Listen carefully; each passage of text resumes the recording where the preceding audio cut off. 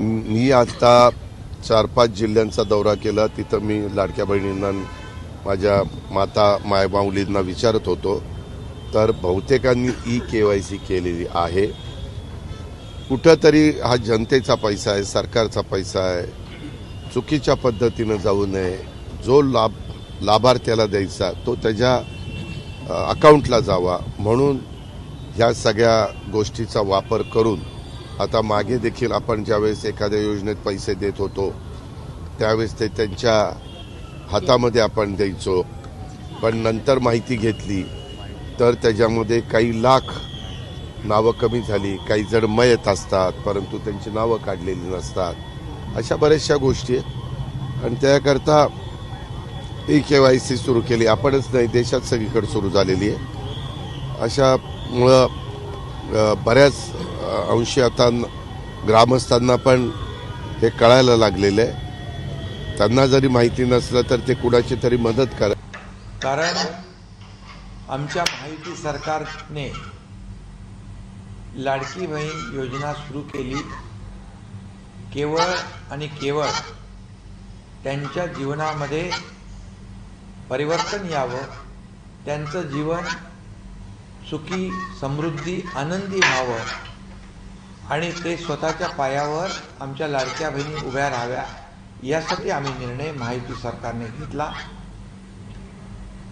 आणि आता KYC, आता विरोधक जे अफवा पसरवत आहेत, KYC मुळे असं होईल तसं होईल, परंतु KYC मुळे हे आधार कार्ड लिंक होईल आणि आपल्याला ही पद्धत जी आणखी सोपी होईल, सुलभ होईल आणि त्यांना पैसे मिळतात ते सुलभतेने त्यांच्या खात्यामध्ये जमा होतील.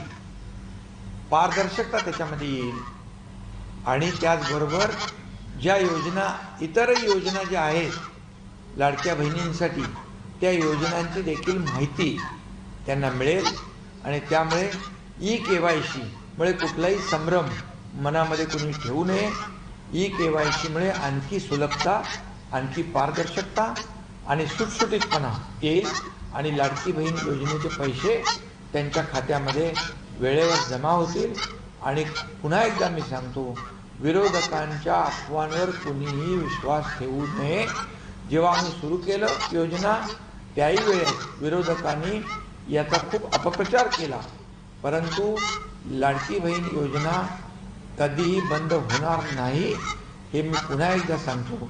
कारण मुख्यमंत्री माझी लाडकी बहीण योजना ही गेम चेंजर योजना ठरली आणि या महाराष्ट्रामध्ये जे लँडस्लाईड विक्ट्री जी मिळाली त्याच्यामध्ये लाडकी बहीण योजनेचं देखील सिंहाचा वाटा आहे. शेतकऱ्यांचा, सगळ्यांचा, सर्वसामान्य लोकांच्या मुळेच या महाराष्ट्रामध्ये विधानसभेमध्ये लँडस्लाईड विक्ट्री मिळाली. त्यामुळे ज्या योजना आम्ही सुरू केल्यात त्या कधीही बंद होणार नाही. ज्या योजनांची आम्ही घोषणा केली त्या देखील आम्ही टप्प्याटप्प्याने सुरू करणार.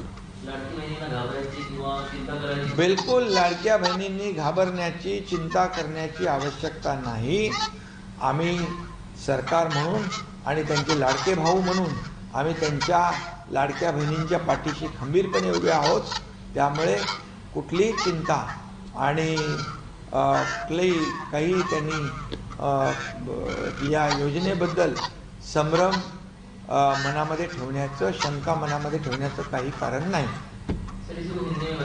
लाड़की बहन योजना में कुछ लोगों के पैसे समय पर नहीं आ रहे हैं, सरकार की तरफ से आह्वान किया गया है कि KYC की जाए, तो कहीं कहीं विरोधी या लोगों में संभ्रम फैला हुआ है कि आखिर कहीं इस योजना को लेकर जो मन में शंका है उसे दूर करने के लिए आप क्या कहेंगे? सबसे पहले मैं ये कहूँगा कि मुख्यमंत्री लाडली बहन योजना जो महायुति सरकार ने शुरू की है वो कभी भी बंद नहीं होगी, ये स्पष्ट रूप से मैं कह रहा हूँ.